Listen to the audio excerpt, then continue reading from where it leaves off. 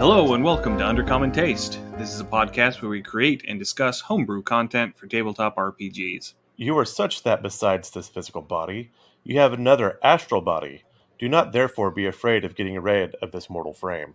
Rumi. I'm Ian Woodworth and I'm joined by my co-host James Daly. Today we are going to continue our look into the planes of D&D 5e. Today we're going to be talking a little bit about the transitive planes. So we're going to be touching on the ethereal and astral planes. And the ethereal and astral planes there's not a whole lot going on in them per se, because they are the transition from point A to point B.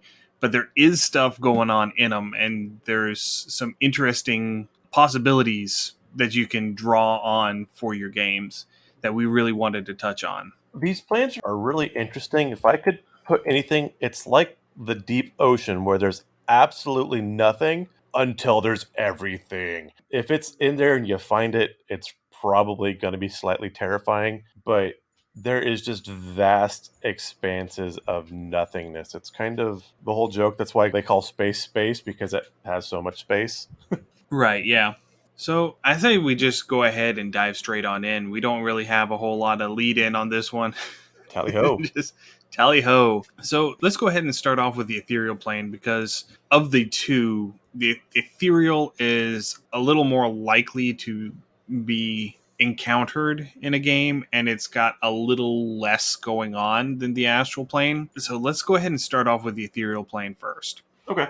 So, like Ian was saying, the ethereal plane tends to be a little less complex. And we've touched upon the ethereal plane once or twice. And I'm trying really hard not to call it the ethereal plane because that's just funny. But yes, the ethereal plane, again, it's going to be your closest mirror of your material plane. It's going to be a one-to-one. You can actually see the material plane from the ethereal plane. And again, it's going to be easier to get to. As Ian was saying, it doesn't bring quite as much to the table, but what the ethereal plane does is it mirrors so many other planes so closely that is a great doorway. Absolutely. And it's still not simple to get to. I mean, if you're going by the book, you still have to have a 7th level spell to get into the ethereal plane. You have to have etherealness or plane shift in order to get into the ethereal plane. Willingly. Willingly, yes. So it is something that if you're going rules as written, you're not going to run into until you hit a much higher level. However, there are ways to fudge that, kind of like what we were talking about with our shadow crossings for the Shadowfell, or with our Fey crossings for the Feywild. There are places where you can go that the boundaries sort of thin and you'll more easily able to get through. But one of the important things to remember is that the ethereal plane, there are depths to it. One of the analogies that I saw whenever I was doing research is it's like the ocean. You have the border ethereal, which is where you can see everything going on the plane that you just left. That's like the shallows just offshore. And then you have a curtain, and beyond that curtain is the deep ethereal. And that's the weird, nebulous, foggy area where there isn't really an up or down or left or right. Time doesn't really have any meaning, and you can just wander, and you'll end up finding the other curtains to the other planes, and you'll be able to pass through the curtains. And that's how you can use the ethereal plane to travel from one plane to another. Right. If your character is going to wind up in the deep ethereal plane, that as a DM, you're really going to want to consider what kind of effect this is going to have on your character's psyche, because it is really, really a vast nothingness. It is the absolute pinnacle of sensory deprivation. There's no input, there's no time, there's no sense of direction, there's no up or down, there's no hot or cold. It's just this gray, foggy nothing. And you can specifically only see out to 30 feet. It doesn't matter if you have dark vision. It doesn't matter if you have true sight. You can only see out to 30 feet. Right. So, I mean, you can look at any kind of pop culture movie where, your main character or whatever character passes and they're not quite into whatever land of dead that they're going to go. And that's kind of what the ethereal plane would be, where, like, if they were a ghost form, which is something we'll talk about here shortly, they can kind of see in ghost form their friends and loved ones, or maybe their body, or the person, like, standing gloating over their dead and noodly dead body. That would be the near ethereal plane. And then as they go through that long psychedelic hallway or that bright flash of white light or whatever, the movie puts at that point, that's going closer to what the deep ethereal would be. Me personally, just that kind of absolute nothingness, I'm not sure if that's comforting or terrifying, because I could see that going really either way. Just that absolute sense of boredom would be terrifying, but if there's no input, I guess you wouldn't really be bored either. Or that feeling of being lost. Kind of the same thing I get. I'm absolutely stoked about like all the rover pictures and stuff coming from Mars, that we've got Ingenuity and Perseverance out there. But my mind has such a hard time wrapping the concept around a planet that has nothing. It's not a desert, it's not a patch of land. The entire planet, there's no plants, there's no animal sounds, there's no bird song, there's no water. There's a bit of wind, but it's a fairly light wind because there's not a lot of atmospheric pressure. There's just nothing. And this deep ethereal would be even more so. Yeah, it's like that scene that you see in a lot of movies where, someone goes to meet God or something and gets sucked into this white room Yeah. where it doesn't have a defined floor or ceiling or walls. It's just an endless expanse of white, and it's just them and the person or entity that pulled them in standing together in this emptiness. That's the deep ethereal. Yeah, that's the other thing with the ethereal plane is like if you travel through the deep ethereal plane, there's no such thing as distance. So everything takes a time, and I believe it's It's 1d10 times 10 hours. right. So you roll a full 10 and you're 100 hours, 4 full days of nothing. And then, oh, look, there's a door. Yeah, it's not even a door, it's just a curtain. So Yeah. it's the shimmering color that just sort of appears, and you pass through it, and when you pass through it, you enter into the border ethereal of whatever plane that is. So it goes from extremely boring to slightly less boring. And while your vision is limited to 30 feet in the deep ethereal, it's still limited in the border ethereal as well. It's limited to 60 feet. But you can still see everything around you that has a counterpart in the material plane. There are certain things like force spells extend into the ethereal plane. So, like a wall of force, if you throw up a wall of force in the material plane, it extends into the ethereal plane. So, you can't go into the ethereal plane to go around it. There was an optional rule in 3rd edition that said that living plants blocked movement in the ethereal plane because you can't enter the space occupied by a living entity.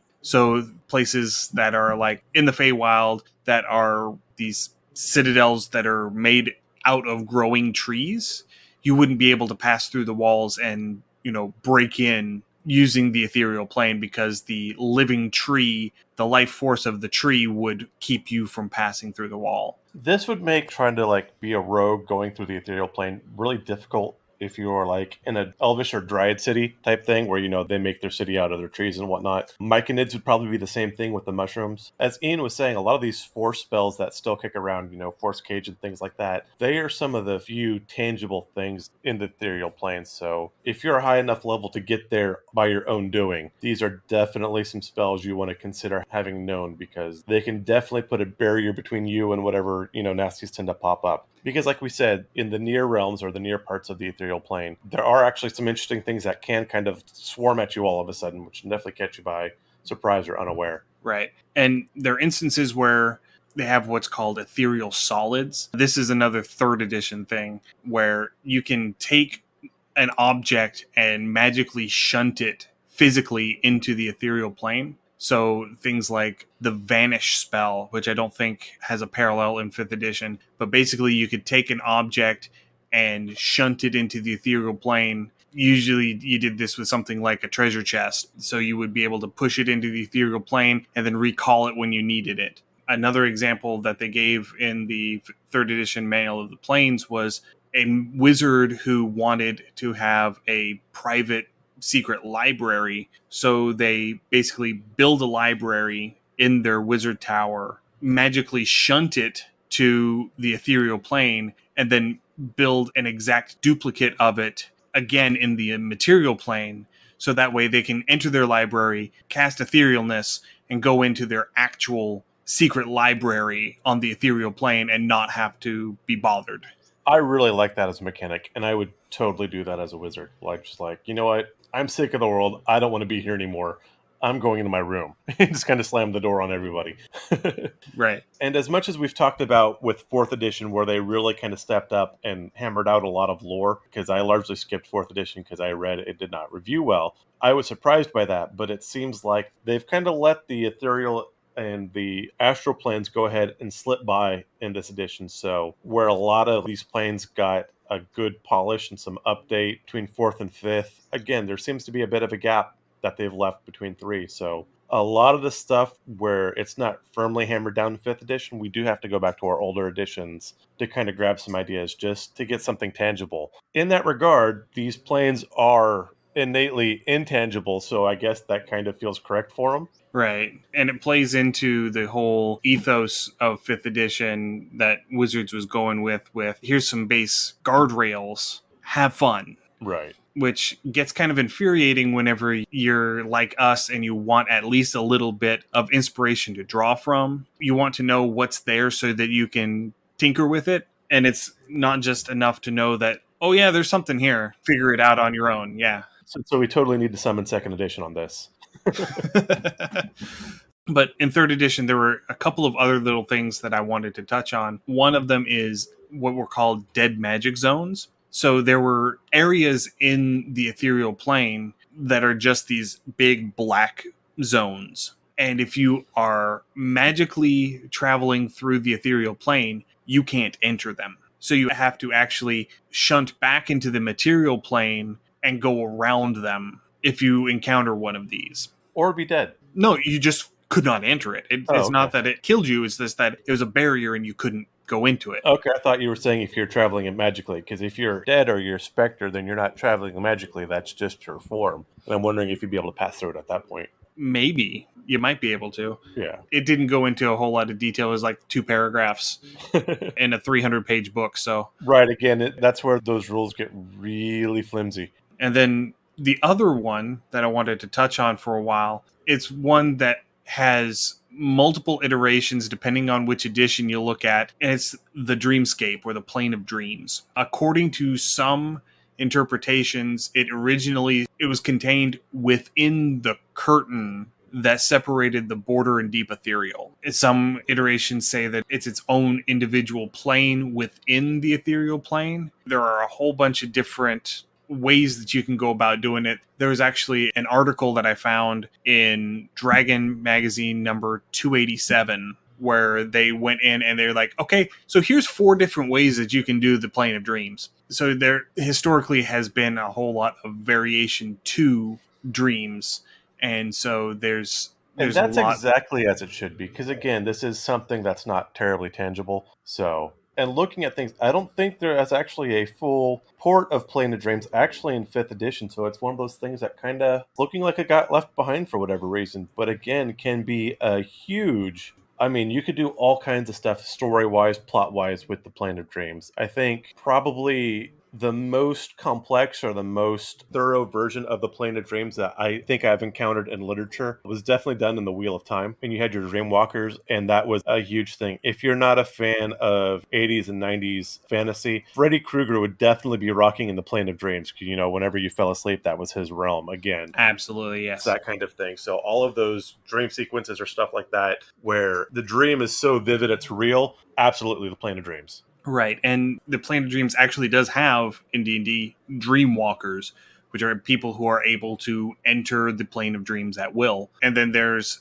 a lesser group, the ones that cannot physically enter, but can mentally enter and can control it, which are the Lucid Dreamers, which was a skill that you could pick up in 3rd edition, lucid dreaming, that you could tinker with. You don't want to know who you're going to find it in the Plane of Dreams, and you're probably going to find way more of them than you want. Night Hags. Oh, yeah. Oh, yeah. And I liked that you brought up not a whole lot of the interaction with the Plane of Dreams in 5th edition, because there's an archetype that we talked about a couple weeks ago that would be perfect for tying into the Plane of Dreams, would be the Circle of Dreams Druid from Xanathar's Guide. According to the books, they draw their power from the Summer Court, which makes sense if you read Midsummer Night's Dream, but it would make so much more sense for them to be able to draw it from the Plane of Dreams and for them to get this sort of dream walking ability if they don't already have it. I don't know. It's been a while since I've looked at it, and I don't play druids, but they're being able to physically enter the dream or bring people with them into the dream. That sort of thing would be a great and wonderful way to utilize the plane of dreams in a game with a Circle of Dreams druid. Right. In mentioning that, it kind of reminds me, and I do have to correct myself also from previously. I think it's still one of the better stories to handle the Dreamscape.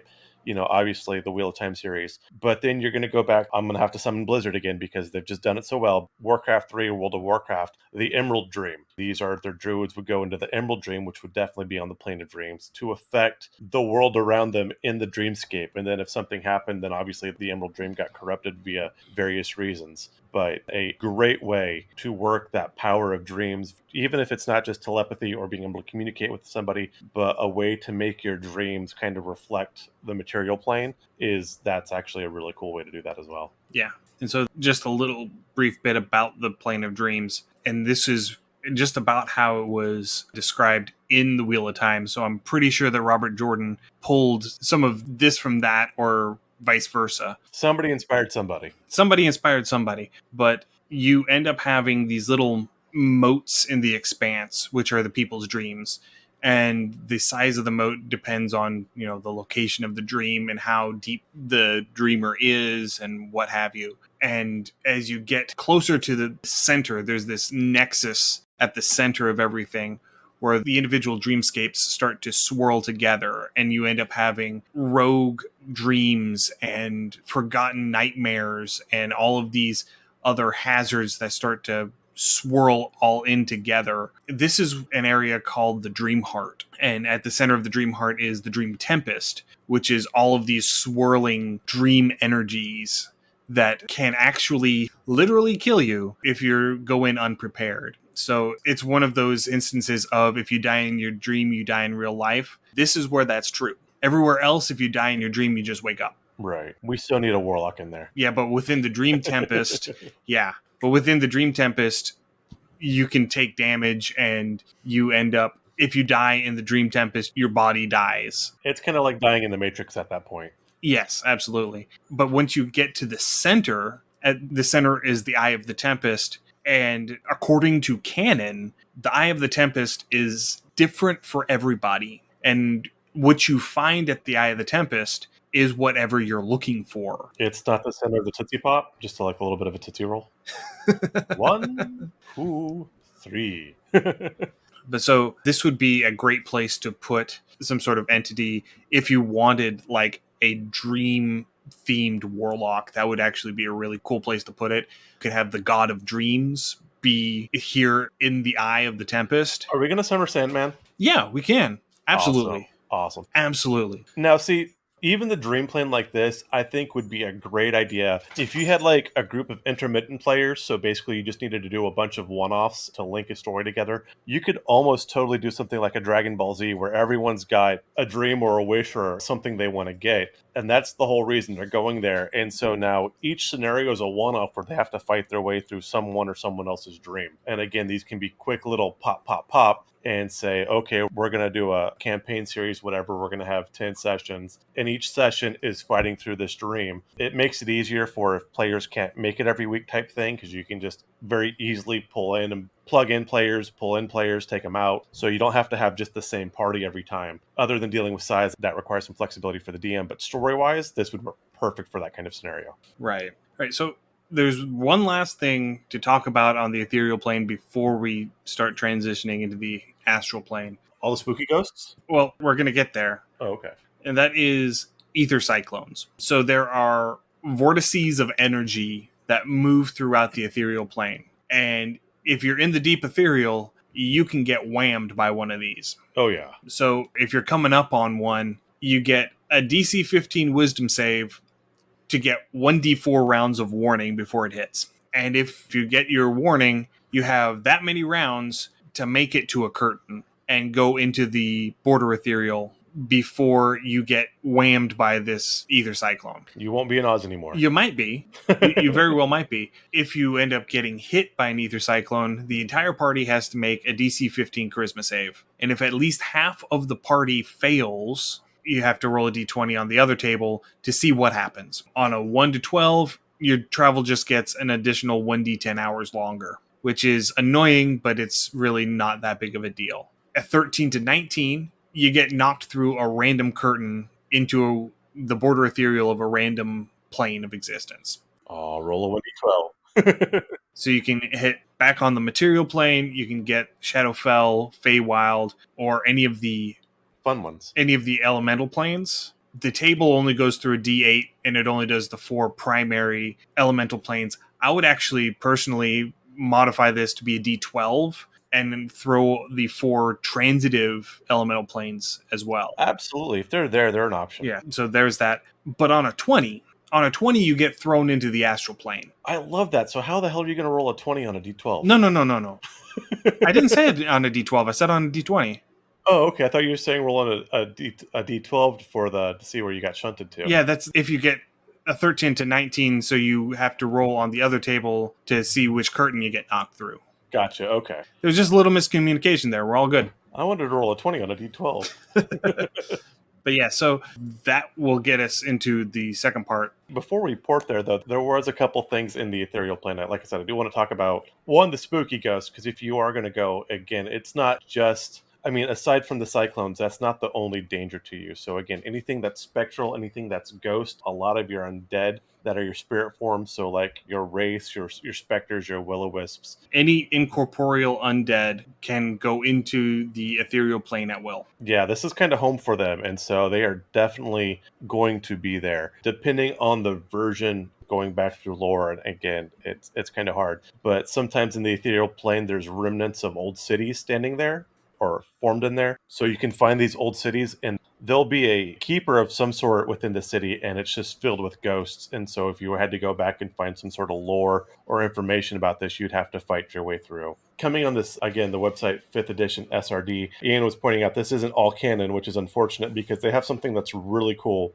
but they have etheric influenza, which is actually a disease you can pick up if you're in the ethereal plane too long. But I wanted to go ahead and read this real quick just because I thought it was rather interesting. But a character must make a con save DC 8 after every day which he spends more than 2 hours on the ethereal plane. Etheric influenza lasts for 6 plus 1d6 days, during which the character's maximum hit points are reduced by 5, but the character can also dimly perceive ethereal creatures, wisdom perception check DC 17 required. Finally, the character's skin is noticeably grayer and clammier, a sure sign that he has spent some time in the ethereal realm. So basically your lungs fill up with what they call the ectoplasm in here. It's kind of the goop kicking around and you're coughing it up. And while you're still sick with the stuff, you can actually see ethereal creatures on the material plane while being sick. And I thought that was kind of a neat little disease to throw out because, again, diseases got left behind a bit in 5th edition as well. And so another real quick, you can end up running into any of the denizens of the echo or inner planes while you're in the ethereal plane because it is a transitive plane. It is a way to get from one plane to another. So you can end up having genies and elementals and fae and ghosts. And because you can get into the astral plane from the ethereal plane, you can end up having celestials and fiends and all of those others, along with high-level spellcasters from the material plane that are just going from one place to another. Yes, you can totally run into a lich in the ethereal plane. So again, while it is vast, while it is largely empty, it's not safe. There are very few places outside of the material plane that are safe. Yeah, the fact that all of the stuff that happens to a D&D party, all of the dangers and adventures, the material plane is probably one of the safer areas to be in. Absolutely. And that in itself says a lot. All right, so I think that pretty well covers what you can run into and how you go about doing stuff in the ethereal plane. Let's go ahead and hop into the astral plane because, oh boy, we got some stuff. This one gets fun. All right, so rules is written, in order to get to the astral plane, you have to use plane shift or astral projection. Plane shift will physically put you into the astral plane. Astral projection will put your consciousness into the astral plane. Your astral self. Yes, your astral self. You project, see how the spell works, and it will be tethered to your body by the silver cord. And the silver cord is very important. You don't want to encounter anything that can sever your silver cord, because if you sever your silver cord, you die, and your consciousness is cursed to wander the astral sea until it gets devoured. It's not a pretty thing. If you want a firmer idea of how the astral plane works, just go ahead and watch either the History Channel or the Discovery Channel after about 1 a.m. and you'll start pulling up like your Ancient Aliens and your Edgar C. Casey stuff and things like that. But yeah, again, it is the psychic, spiritual representation of yourself that goes there. And again, the astral plane in itself can be a little wonky. There's no necessary up or down or left or right. Everything just kind of floats. And it's one of those very empty places until it's not. It is commonly also referred to as the astral sea, because there is sort of a silver shimmer bottom-ish stuff that you can go with that kind of looks like water. And then you've got these roiling silver clouds overhead, and it's just that silver gray everywhere. Right. It just is. But where in the ethereal plane you have your curtains, in the astral plane you've got pools of different colors, and the different colored pools will connect to the ethereal plane, they'll connect to the material plane, and then they'll connect to the different outer planes. So all of your aligned planes in your Great Wheel cosmology that go around everything. So, Mechanus and Limbo and the Nine Hells and the Abyss and Mount Celestia and all of those. All of those are... You forgot Pandemonium. Chaos, woohoo. Yeah, well, Pandemonium. Technically, I think Limbo is pure chaos. I believe so, yes. And Pandemonium. Yeah, Pandemonium is one tick down. It's the border between chaotic neutral and chaotic evil. That's the difference between chaos woohoo and chaos oh no. Yeah. And then the next one down is the Abyss. So yes, that's chaos. Oh dear God, what do we do? Yeah. But so the different colored pools determine where you're going to come out. So you would figure out what color the plane you want to go to is going to be, and then you go and you find the pool of that color and you hop through it. And if you're lucky, you can find someone who is an astral traveler who knows where the different portals are in relation to one another, and they can help guide you from one to another in the shortest possible path, because otherwise you're going to be wandering for a good long while. Right. Actually, with different versions, there's actually what they call way stations or wayfarers, and they kind of float in between these different pools. They have different ways to kind of find and detect when something's going to pop into the astral plane, and they tend to head in that direction. And, it's a quick point where you can buy some supplies or maybe glean some information from people depending on how you want to do things. And now the one hazard that is, not a living being that you have to potentially contend with in the astral plane are the psychic winds. So if you're in the astral plane and you end up getting into an area where the psychic winds pick up, there's a location effect that happens as a roll on a table. And then after that hits, each person in your group has to make a DC 15 intelligence save. And if they fail, they end up getting a mental effect on top. So psychic winds are something that you can pull in as an environmental hazard. It's not something that I would use every time, but it is something that's good to keep in mind that you could pull it out if you end up running into an instance where you need something to just sort of liven everything up. Another thing that I think is real fun, and again, this one is not quite canon, but a great idea. And I've seen different things like this. So again, this might go back to some older canon. My familiarity with some of these older planes with older editions are minimized, unfortunately. But these astral vaults. So the concept that at some point, someone on some other plane had basically used vanish or plane shift or something to teleport a monster, a baddie, someone they didn't like, into the astral plane, and they basically get imprisoned into a black cube, which you can stumble across while in the astral plane. And so if you're able to unlock or break open this cube, then you have whatever loot this monster would have dropped, and if the monster has somehow still survived at this point, then you also get a nice little random surprise, here's a fight. So it's like a little bit of goodies kind of floating around randomly. And again, that could be a good bit of fun for some one or two one-off type things if you kind of need a filler session. Not a terrible thing to throw in at your characters. So I'm going to go ahead and tell you that they're probably still alive in there because time does not pass in the astral plane.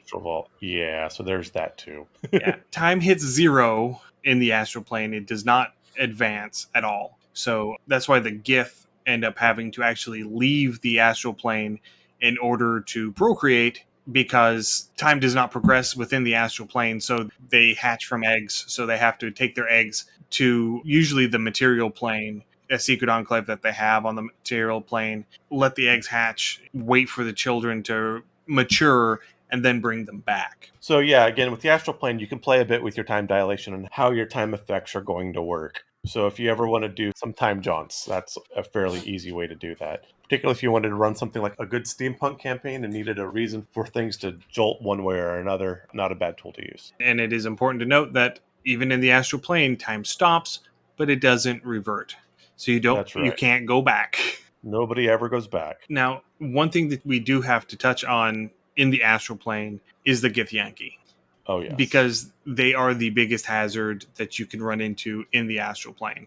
The Gith were a slave race to the Illithid. They successfully rose up and freed themselves, and they have since broken into two factions. You have the Githyanki, who live in the astral plane, and they fight the Illithid on occasion. And then you have the Githzerai, who are the good aligned Gith, who have fled into the plane of limbo, and they're the ones that use their psionics a lot. And there's a whole lot of bad blood between the two, and they have been separated for long enough that they're actually becoming two separate races. So it's an interesting sort of thing that they've got going on there. And it does point out in the books that if they could ever get over their animosity towards one another and reunite, they could totally annihilate the rest of the Illithid. Yeah, I was going to say, one, you've got some really cool divergent evolution, which in its own right is kind of awesome. The fact that there's a culture or species that can, fight and win, not one, not two, not a village, but the entire race of Illithids is astounding. Right. And just to put it into context, the queen of the Githyanki, her throne is called the Throne of Bones, and it is made from the skulls and appendages of Illithid corpses, and she sits upon a cushion formed from the tanned surface of an elder brain. That is what So they are you have saying going. there's skulls for the skull god? Kind of. Yeah, these things are really kind of awesome. They really are. And to top it all off, they have an alliance with Tiamat, and so they have red dragons. Just because. We're Just just gonna throw because. Because, if you're going to have a cherry, it's going to be a red dragon. Yeah. So you've got some Githyanki that fly around on red dragons. You've got other Githyanki that are flying around on these psychic-powered astral skiffs, these mentally powered psionic ships that originally they stole them and then they reverse engineered so that they can actually use them from the Illithid. So they've got that going for them. And they are able to take these ships into the material plane and raid, because they're basically airships. So they go into the material plane and raid and then come back. And yeah, the Gith don't mess around. So I heard you like fantasy games, so we're going to go ahead and put a fantasy game in your fantasy game and just totally run a D&D version of Warhammer 40K. And one last little thing that I do want to touch on regarding the Githyanki before we continue on is they have these special silver swords that can cut a silver cord. So you have to be real careful if you are projecting into the astral plane and you come across a raiding group of Githyanki, because you stuck now. They could sever your cord, and then you have to get your consciousness back to the portal that you came through, right. Assuming that you can find it, assuming that you can get away from the Githyanki to find it, and you have to get back through that portal before your body dies. Talking about silver cord, we actually got to brush up on this not last week, but the week before when we were talking about the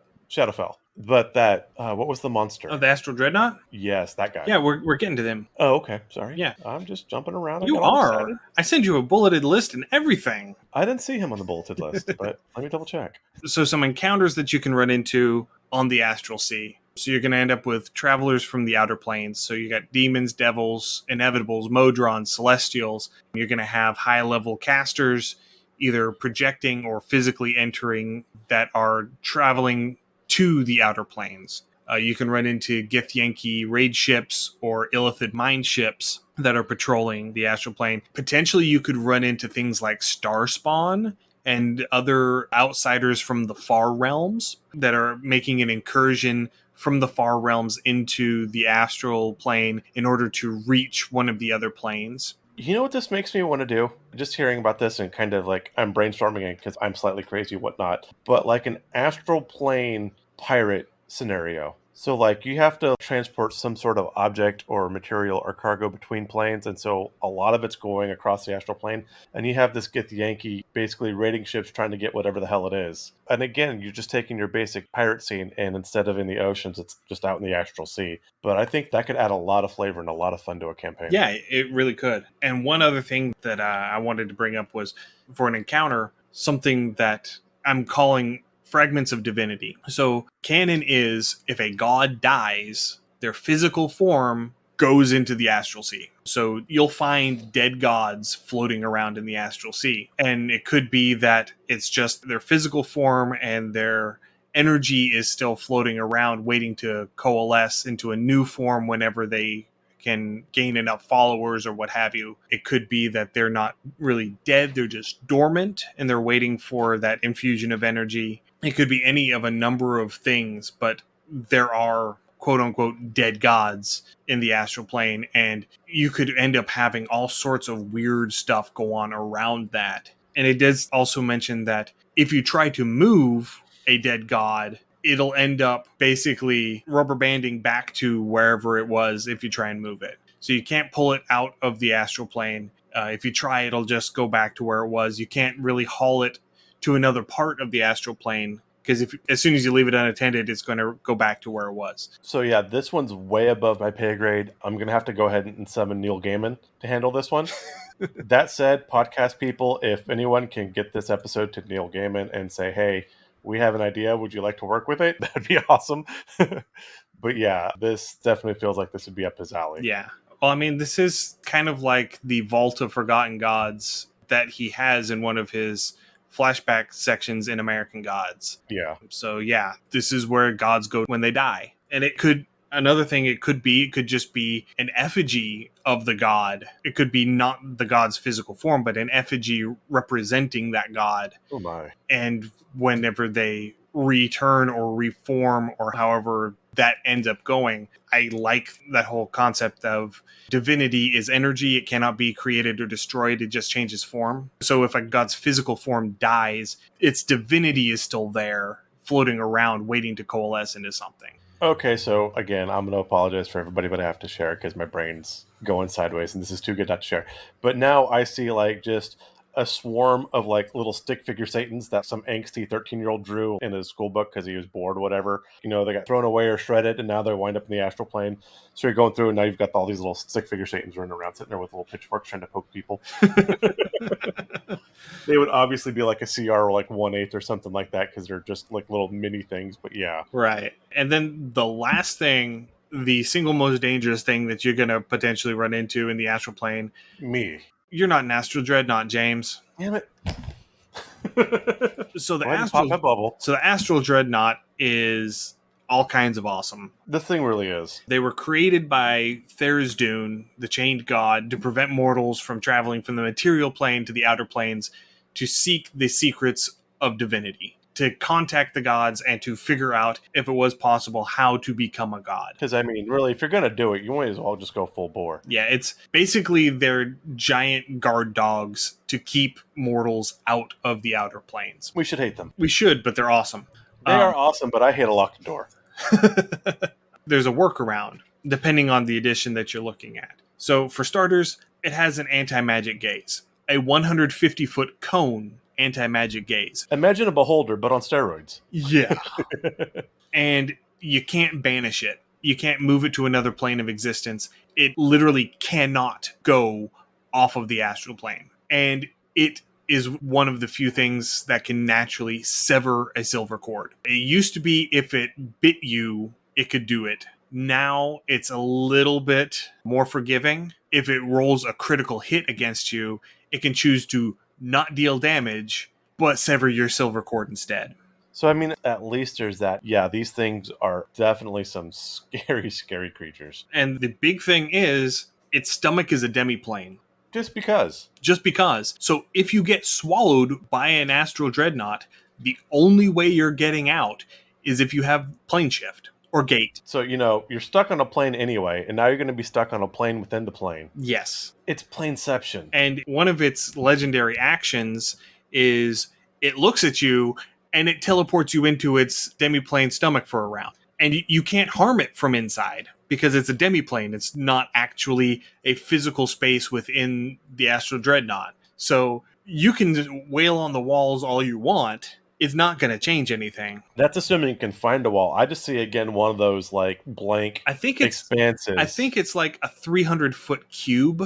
I think it's how it's described. Okay. It is given parameters for what it is. And it is. But yeah, you're not touching this thing. It's not going to matter because you're not there. Yeah. And at least with that one, if it decides to banish you into its demiplane, you do at least get to come back out at the end of your turn. So that there's that. Versus if it just eats you entirely. Yes, if it can do that too. If it swallows you, then you're stuck there until some wizard is able to get you out. Now, I would have something kind of tricky, and I want to know what you think about this. But the whole putting a bag of holding inside of a bag of holding. Okay. Isn't that supposed to create a portal to a different plane? I think it just tears a rift. I think it tears a rift between... I think it's between the material and astral plane. So could you do that in like an emergency type thing if you're stuck in this thing's belly and it's like, well, potentially, I got 2 bags. Potentially, I would have to look at what the actual canon mechanical response is. For putting an extraplanar space into an extraplanar space. Right. And I mean, that would be one of those, like I said, desperate last act type things. Well, I could do this, hope it works, Yeah. I mean, because it's, I don't know, it's a weird thing. Yeah, it is a weird thing. Sorry. Didn't mean to break you. No, you're good. So for getting to the ethereal or astral planes, whenever you don't have access to 7th level spells, whenever you don't have etherealness or plane shift or astral projection or gate yet, there are some ways that you can finagle it using some creativity to create a way to get from the material plane into one of these planes without the spells. One of them would probably be, whenever you're talking about the ethereal plane, you would definitely be able to do it through dreaming if you can figure out how to do the dreams. There's some spells that were in 3rd edition that weren't ported because the plane of dreams wasn't ported. So that would allow you to physically enter the plane of dreams, and then you can go from dreams out into the ethereal plane just because. I would say mirrors would be a good way to get into the ethereal plane if you had a way to manipulate that. So mirrors in a haunted house. I could see that. So like a scrying mirror or something like that, like a blackened mirror. Not even that. I mean, even just a literal bog standard mirror in a place that has a heavy incorporeal undead presence. These are entities that can pass back and forth at will, and as you pass back and forth, it weakens that barrier. Right. Yeah, I could totally see that. And then a mirror is one of those things where you look at your reflection and the trope has been beaten to death, but the person on the other side is someone in a parallel dimension or what have you. Yeah, well, I mean, mirrors in folklore have long been since gateways for spirits and things like that. So really that does make a lot of sense. That's why you'll find, like in a lot of old Victorian houses or things like that, they would actually keep curtains over the mirror. So if the mirror wasn't being used, they would actually shroud it. Yeah, and it was very common practice for whenever there was a death in the house, you would cover the mirrors.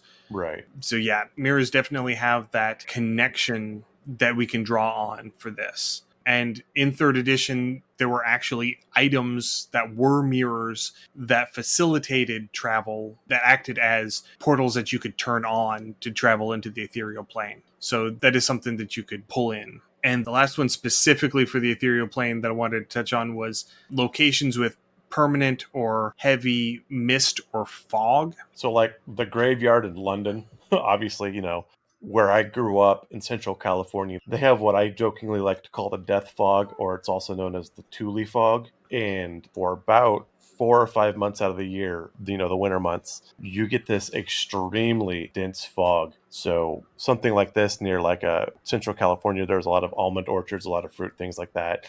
So some place like that, or obviously the stereotypical graveyard, the abandoned house, very easily, because you get that transition, and from the fog to say ectoplasm or that curtain would be one of those things where you wouldn't notice the shift necessarily. Right. So from a lore or an RP or a scene setting perspective, really easy to set up. Yeah, and that would also be a great way to have somebody go into, say, the Shadowfell or the Feywild, because you end up going through, entering into this fog bank, and you don't realize that you've made the transition into the ethereal plane. And by the time you do, you've been in it for a while, and you're all turned around, and you have no idea where you're going. And the curtain for whatever plane that you're wanting to send them into just happens to be there. And so then they have to decide, are we going to turn around and go back and try and get back to where we were? Or are we just going to go through this curtain and hope for the best? Yeah, the ethereal plane, again, makes a great hallway full of doors. Kind of not quite the same way, but it's the scene in Nightmare Before Christmas where they've got all the different holiday doors, and they're all painted. Kind of like that, but instead just colored fog. That scene is more Sigil, the City of Doors, Yeah, you were probably correct with that. Yeah, I will definitely grant you that one. which is something we're going to definitely be touching on a little bit later on. And now with the Astral Plane notoriously doesn't have permanent portals. The nature of it is anathema to establishing a permanent portal. But you can end up, because it's easier to get off of the astral plane into the plane you want to get to than it is to get from a plane onto the astral plane. Right. Going lore wise, I would give my monks, my clerics, possibly my wizards, if they want to take a full long rest meditating, access. I did double check, and the putting the bag of holding into a incorporeal space does create a one-way portal to the astral plane. So that is how that Okay. is supposed to work. So you would drop a bag of holding into a bag of holding, it would rip a rift into the astral plane, you'd pass through it, and then you would end up in a random location in the astral plane. Right. So you'd be out of the Astral Dreadnought. You wouldn't necessarily be anywhere near any of your friends. No, you wouldn't be where you want. But again, this as well does link back to if you're on the material plane or on another plane in general. This is a way to get to the astral plane. Yeah. You go there, you have no determination of where or when you're getting there, but you do wind up there. And so the one place that I think you might actually run into a somewhat stable portal would be if you could find a Githyanki enclave Yes, absolutely. on the material plane. It'll be hard to get into because there's going to be red dragons and Gith guarding it. But if you can get to it and you can get into it and you can find this portal, you could probably go through into the astral plane. You'd probably end up getting spit out into the major Githyanki city or one of their outposts on the astral plane. So you're going to be having a lot of Githyanki interaction. And so you would have a difficult time doing it. There'd be a lot of fighting involved if you're not careful. Yeah, this isn't something you would do as a first or second level character. This is No. If you want to go ahead and fight some Get the Yankee, you are far better off having that 7th level spell in your pocket and just going that way with it. I don't know, because I mean, you could probably get away with doing this at about 12th level, Yeah, which is about 3 levels before you would start getting the spells that you would need. I think you get 7th level at 15. that sounds about correct. It's either 13 or 15. I can't remember which, and I'm not looking it up right now. But yeah, so that's how I would run that. The other way is you can pay a small fortune and get a scroll and use magical device type thing as well. Scroll of plane shift or whatever. Probably a way to do it, but very, very expensive. Well, in order to use a scroll in 5th edition, it has to be a spell from your spell list that you can cast. Does it? Yeah. Oh, you can see how often I use scrolls in my campaigns. The biggest thing that you use scrolls for in 5th edition is giving your wizards a way to pick up spells to copy into their spell book. But there's one other way that I wanted to talk about for getting into either the ethereal or the astral plane, and that is sabotaging a summoning circle or portal. Oh, this sounds like such a bad idea. So A gloriously, gloriously bad idea. So picture this. Picture this. You end up coming on the big room full of cultists. They're in the middle of summoning their big devil, right? They're in the middle of it. The devil is starting to materialize in this summoning circle. You charge in the chaos, you break the circle. All of that energy basically whiplashes back, tears open a rift into the astral plane, and sucks everybody in. I like a good spell backlash. So the way that I would do it is for a summoning from the Shadowfell, the Feywild, or one of the elemental planes. So if they're summoning a genie or if they're summoning an elemental, that would sit you into the ethereal plane, because that's where the ethereal plane sits between the material plane, the echoes, and the inner planes. Right. If they're summoning an entity from one of the outer planes, then you would end up getting popped into the astral plane. That sounds perfectly logical. Yeah, that makes perfect sense. That would be a great way to transition a party based off of some happenstance that happens in an encounter. Yeah. So they break the circle, now what? Yeah, exactly. No, I like that scenario a lot. And again, that's a good way to get your party into one of these planes a little early versus them having to, be level 12, 13, 14, 15, somewhere in there. All right, so real quick at the very end of all of this, some encounter ideas that you can run with Pirates on these different planes. Githyanki We've already talked about pirates. pirates. We've already talked about our Githyanki pirates. I like It's a great idea. I will agree with you. So from the ethereal plane, you're going to run into incorporeal undead. It's just a thing that you're going to do. Creatures that can enter the plane at will. So you're going to run into blink dogs. You're going to run into phase spiders. You're going to run into... These creatures haven't been translated into 5th edition yet. The ethereal marauder, the ethereal filcher. These creatures that are able to bounce back and forth between the ethereal and material planes at will. You're going to run into genies, elementals, and fae. You're going to run into potentially powerful undead casters, so your liches are going to be using the ethereal plane to move potentially between the material and the Shadowfell. And then for things that you can use an ethereal plane jaunt for, trying to get to another plane that is otherwise inaccessible. Right. So let's say that you're trying to get into the mountain hall of these dwarves and the tunnels have all been collapsed. You can go into the ethereal plane and just pass through all of the debris, come out on the other side. Absolutely, yeah. That is a good way. And again, that kind of goes back to that roguish thing we had worked on forever ago, doing that as part of an espionage setup, which is actually a really cool way to do things. And another thing is, if you have to find and communicate with a specific dead spirit. Yeah. I was expecting you to be a little more excited about that. I do like dead spirits. I was thinking, yeah, that also ties back into where we talked about, sometimes there's old shadows or shades of fallen or forgotten cities or villages. And again, one of those dead spirits might be basically taking the form of town mayor or king of the keep or whatever. So definitely a way to find and glean some old forgotten knowledge.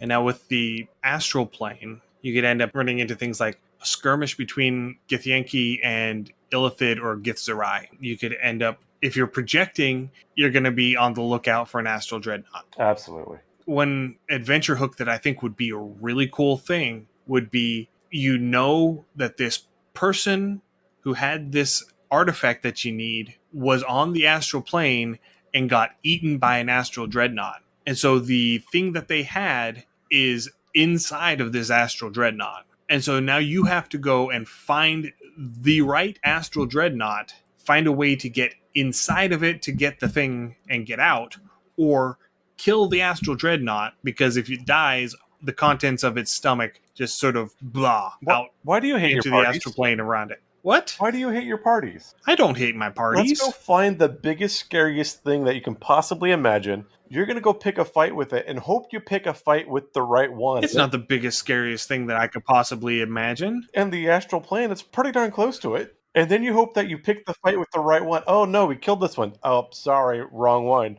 Your princess is in another castle. Here, go try to get eaten by that one over there.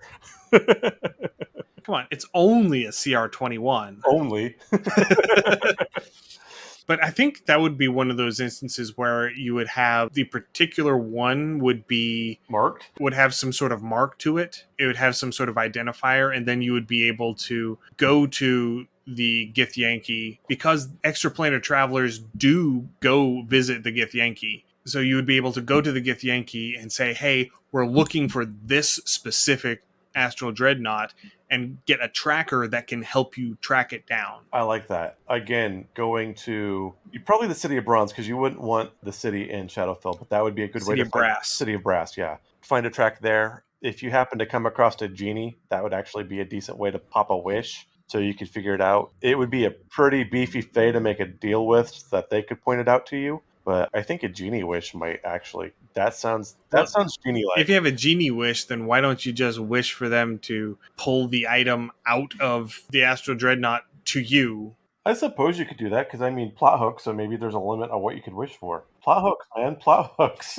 Yeah, you could plot hook that it has to be on the same plane, Yeah, and where it's on a demi plane within the Astral Dreadnought, it's not on a plane that he can target. yeah. Okay, yeah, that could work. So another thing would be a wizard whose cord has been cut, and he needs you to help him get back to his body before he dies. I like that one. And again, that one would be. I would almost want to make this one where you have to jump back and forth between the planes because you have to like try to guide this wizard and at the same time maintain the wizard's body. Yeah, I can see that where this would be you find the unresponsive body Right.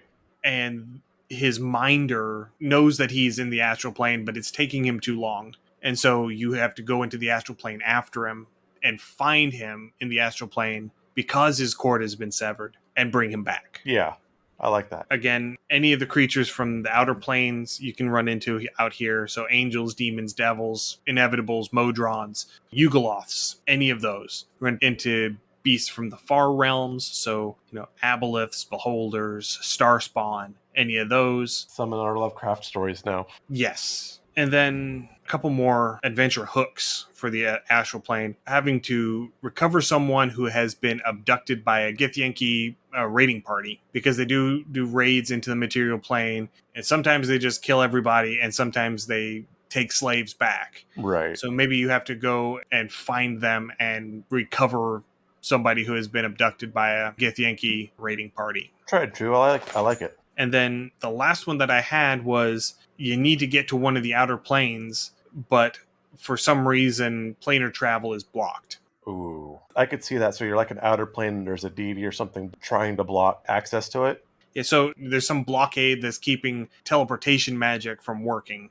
So you try to open a gate and it won't open. I like that. So you end up having to go into the astral plane and then finding a pool that connects and then jump through the pool to get in. And oh my god, the concept of an extraplanar blockade. So you could actually have like a war or conflict between planes or the deity of the planes. And that's their thing, is they're trying to like cut it off of supplies or whatnot. So now you become like a smuggler or like a supply runner or a blockade runner. That has, I don't know, that has potential. It'd have to take a lot of work to get it to work right, but that could be a lot of fun. Yeah, I could see something like an overarching campaign plot where the big bad has managed to work with the devils and getting Asmodeus and figured out a way to get Asmodeus and his devils into, say, like Mount Celestia or something. Oh, yeah.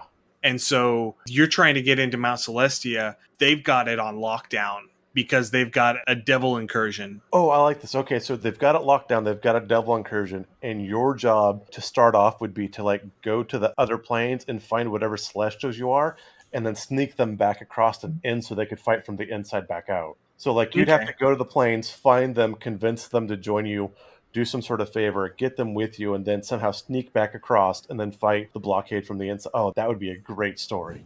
Oh, I can totally see this as one of the instances of, say, it was a diva of some sort. So it would be like a solar or a planetar that ends up coming and finding you, and maybe because you have a cleric or a paladin in your party that has a certain divine connection, or a celestial pacted warlock maybe, and this is their patron. A planetar would totally make a great celestial pact warlock patron. Yeah, I could see everyone just kind of gathered at the local temple because it's like a holiday or something like that, or some sort of, just right. And it's kind of like the vision of Mariette Fatma, where she just pops up to everyone with, hey, whoever, wants to respond to this, we need help, and then your parties, whoever decides to step up. I'm seeing this as they are the entity that you're trying to sneak in. Oh, okay, yeah. They are the shock troops. Okay. And so they're bringing you along as their reinforcements to help hit these devils from the back. And sorry, my brain's 12 years old. We're going to need some rogues in this. Yes. But anyway, so we've been at this for a while now, and I think we should probably just leave it there. Yeah, I think so. Again, these planes are vastly empty until they're not, and there's a lot of things you can use to kind of throw in. And with just a little bit of imagination, you really can do a lot with them. Right. I mean, they're more than just an extra jaunt on your journey. A lot of possibilities. And again, that is one thing that 5th edition has done really well by, as much as I hate that they have left a lot out, they did leave a ton to the imagination. So thank you, everyone, for listening and for another episode of Undercommon Taste. If you have any suggestions or ideas that you want to send to us, you can send us an email at undercommontaste@gmail.com or send us a direct message through our Twitter account at UCT Homebrew. I'm still doing my Shakespearean Insult page a day calendar inspired RP prompts 6 days a week on the Twitter account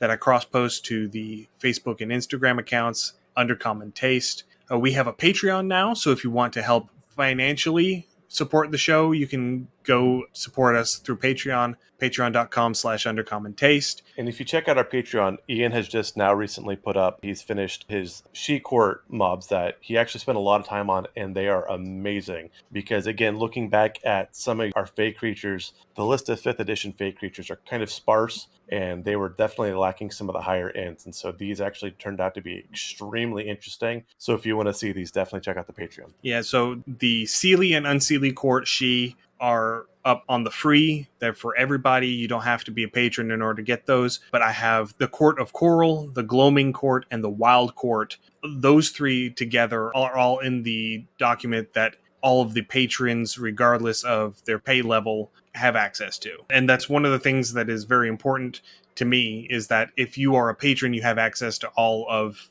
the materials that I'm putting out, because it doesn't matter if you're in the $3 bracket or a higher bracket. You're paying me for this content, so I'm making sure that you get it. Absolutely. So we are available on most of your podcast streaming sites. Please leave us a rating, leave us a review, subscribe if you can.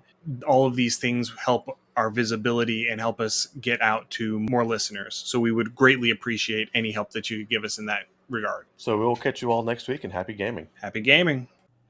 Thank you for joining us for another episode of Undercommon Taste.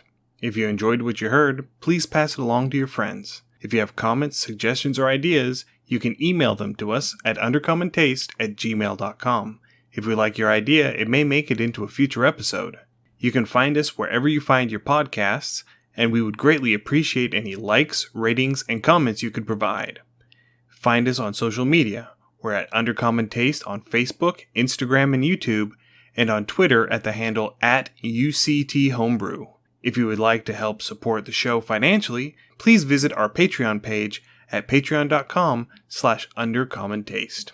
Our theme is Massacre Anne, written and performed by Mary Crowell and used with permission. You can find her online at marycrowell.bandcamp.com or on Patreon at patreon.com/Dr. Mary C. Crowell. Thanks again for listening, and stay safe. You'll hear from us again soon.